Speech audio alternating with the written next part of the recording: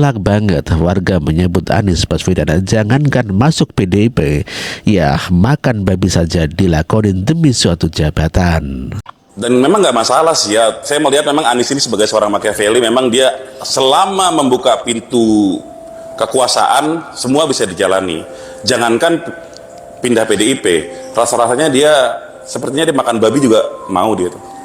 Ya telak banget ya warga masyarakat menilai bahwa Anies Baswedan adalah merupakan Machiavelli atau yang merupakan ya ya petualangan ya, Machiavelli boleh dikata adalah pemecah belah begitu ya. Jadi apapun yang dia lakukan demi untuk jabatan, ya dia jadi Yohanes, jadi Imam Mahdi pun dilakukan. Apalagi Bapak ini mengatakan bahwa jangankan masuk PDIP, makan babi saja dia dilakukan asal demi jabatan. Aduh, telak banget ini.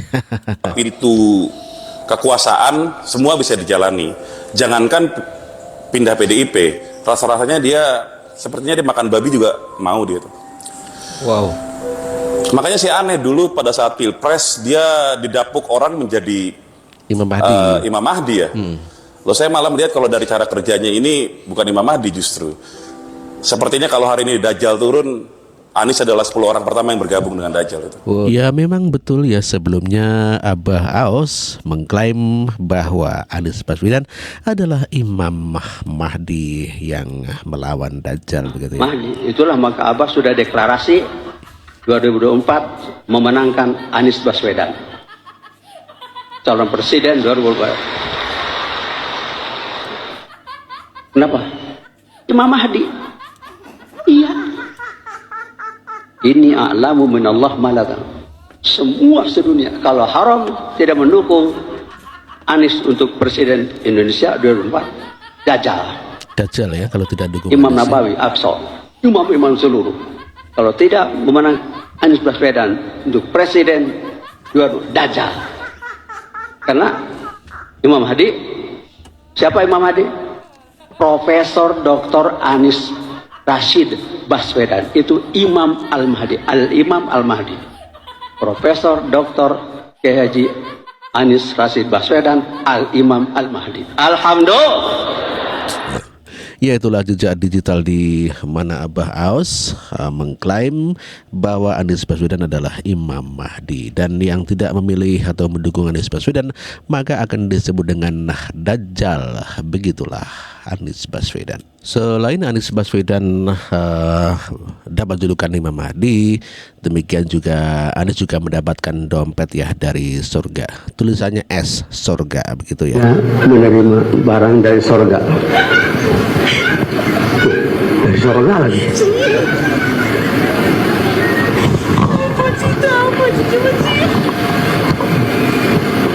Dompet.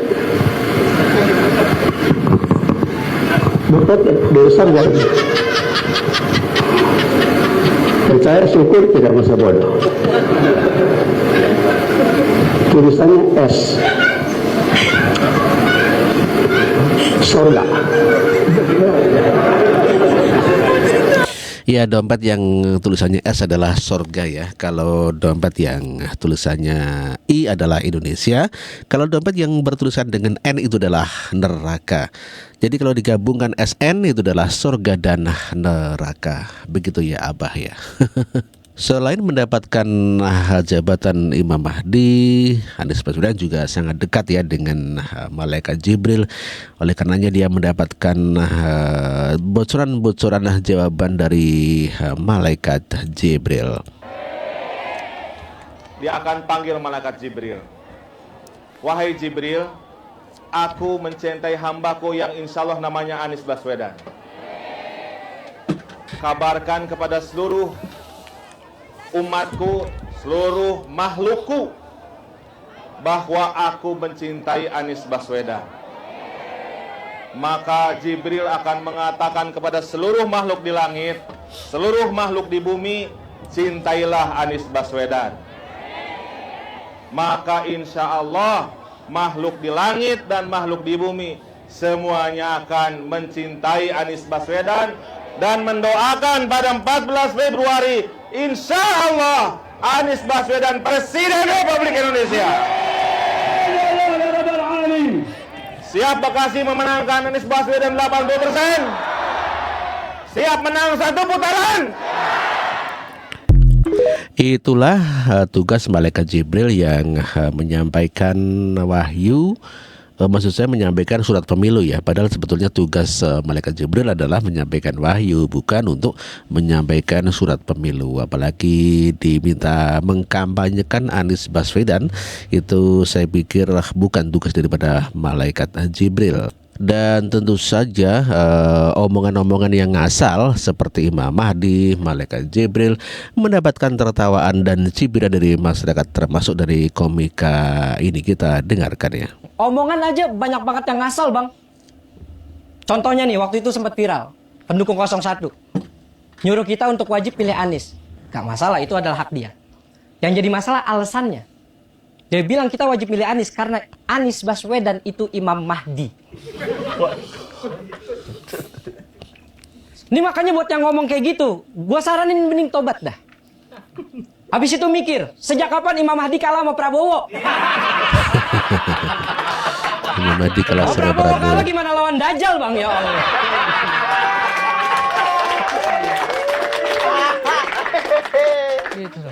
Dan menurut gue nih pendukung-pendukung kayak gini yang justru malah ngerendahin elektabilitasnya Pak Anies, akhirnya kalah sendiri gitu.